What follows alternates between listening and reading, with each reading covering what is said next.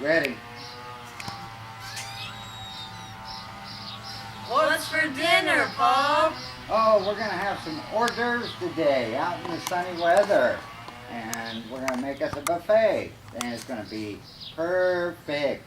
And it's going to be doggone good. So you just take your time and let me get this all put together for you and we'll be ready.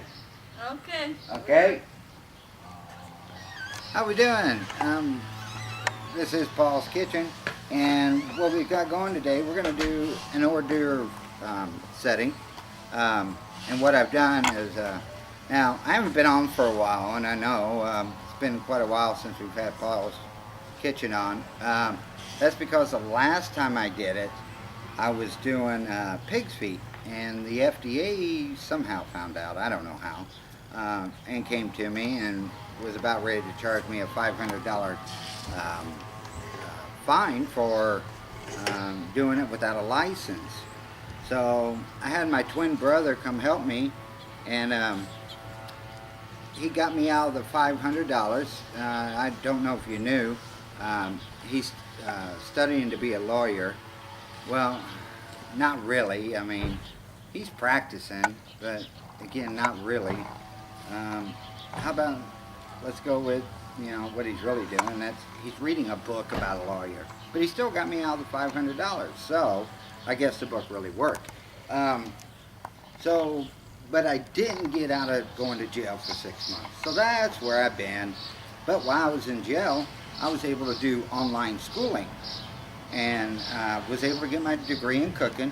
So I'm hoping today the FDA won't come back on me. So I believe, because I did get my diploma, and it's from Betty Crapper's School of Cooking. That's one you can get in jail.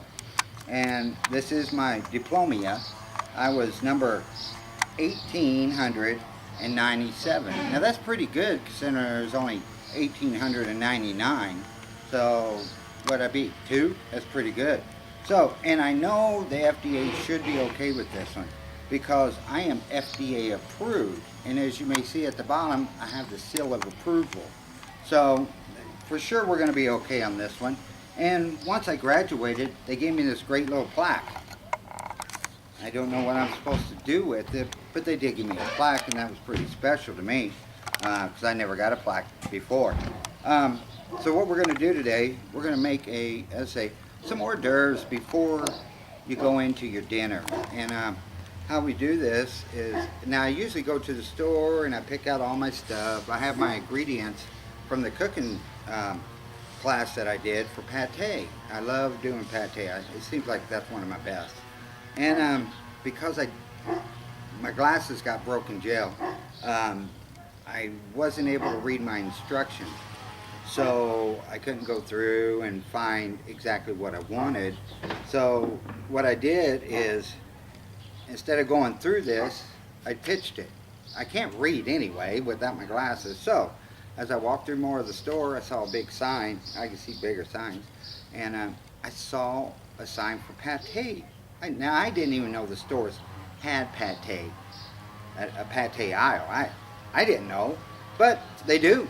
And if you go to your store, you'll find the pate aisle too. And it's going to be cheaper. I found out going down that aisle was quite a bit cheaper. Mine would have cost me probably around $100 to make my pate. So, but I got by with maybe $1.25 at the most, maybe 75 cents. Very good pate. And then I found a couple bottles of wine to go with the pate. And then we have our sauces to make sure, you know, a little bit of barbecue, some hot sauce, maybe some A&1, just depending on how you like your pate. But I make it very good. So as we go through here, now, before you hit the aisle, I did get some bibs, because now I work at a retirement center. Now that was one of the good things. Once I got through with school, they placed me. So it was a placing job too, and I got the retirement center around town. And I love it there. We'll sit around and we'll get a jump rope, and I'll get the old people out in the gym, and we'll play double scotch. Watch me fall, and pretty good. We laugh. I don't know. Just always have an ambulance standing by, and make sure you're prepared. And for the old folks, check with your doctor to make sure it's going to be okay to do double scotch. It's pretty hard, but we like doing it. And then what we did, we went and got us some bibs, and I thought, well, it's going to be cheaper instead of using napkins and all that stuff. Get a bib. So I got these. What it does, it's a bib and it's something else. So that's 2-in-1 bib. And this is what we found. And if you can read that, it says toilet seat covers. Now, how much better can you get? It's a multi-purpose bib. And you can't get any better. So I did get some of these for the people coming through line. They always get one on. And now, as we were putting this together, I had to figure out some good things to put together. And say I am in a retirement home, so we need to understand, they don't really care what you put out, but, you do have to be careful because there still are health regulations. Now, what we came up with first on the first dish was I was trying to get raisins and carrots, the raisins for good digestive system, but I couldn't find that. But we have a rabbit farm out back. They like to pet the rabbits, and I just happened to think, why don't I just go back and get some rabbit pellets? So we came up with carrots and rabbit pellets. They're not going to know. They're pretty much senile. So, just grab some rabbit pellets. Eat some rabbit pellets. It's okay. A little chewy. I think I got some soft ones in the sun, but that's okay. I'm going to grab some carrots. Now for the pate, make sure you have your clean spoons. And what I did, I set up the tray with some different kind of crackers, and so they could do dip their pate in. And as I say, when I went down the pate aisle, I was able to see cans that were very easily to open.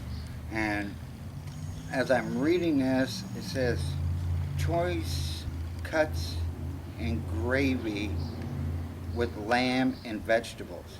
Now, the old folks do need the vegetables, so we went ahead and got this one. It looked pretty good, so let's just go ahead and open this one. And it's not that hard. There we go. And we'll go ahead and just some of this out. Now, it looks, looks pretty good. And say the people like my pate. I've been doing this for, well, a month, but hey, they're still getting into it. So you get your pate all together there and get one going. Now this has got chunks in it. That's what I like the best about this one. Now it's pretty chunky. That's some good meat. So now they did have some, they had ocean fish and sauce, which I thought that would be good. That's like tuna, I'm pretty sure. And then they got some salmon. And old folks really like salmon. But today what we're going to do, we're going to give them the tuna. Because that's better right now for, it's in fish sauce. So, that helps the heart and everything else when you do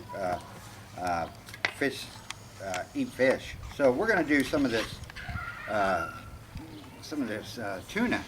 And we'll just scrape some of this out, You can really take the whole can, because these are the smaller ones, and I thought, well, we'll at least start with something, and we'll get them started, because as you see, they're so cheap, you could buy quite a bit, and kind of make it just like a nice little tray there for them.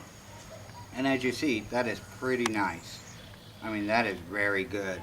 And then I went and bought some very nice wine for them, because they are the older generation. They like wine. And, me, I take an Old English 800 every day. But they like some wine. I found some, I don't even know, Hogo or something. I don't know.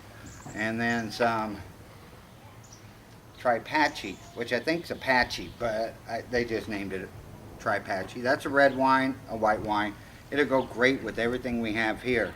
So, let's see, we'll have everybody, once they call the dinner bell, everybody come outside and they'll line up and they'll get their pate and everything.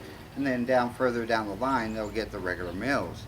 So, let's see, if you can't do it cheap, don't do it at all. But this is pretty good for them, I think. So, let's say, do what you can, and they're going to love this. So I do thank you very much for your time today, and we will see how next time's Paul's Corner goes. I think I got a great idea for it. So thank you much for watching us today, and hope to see you back soon. Thank you. Do not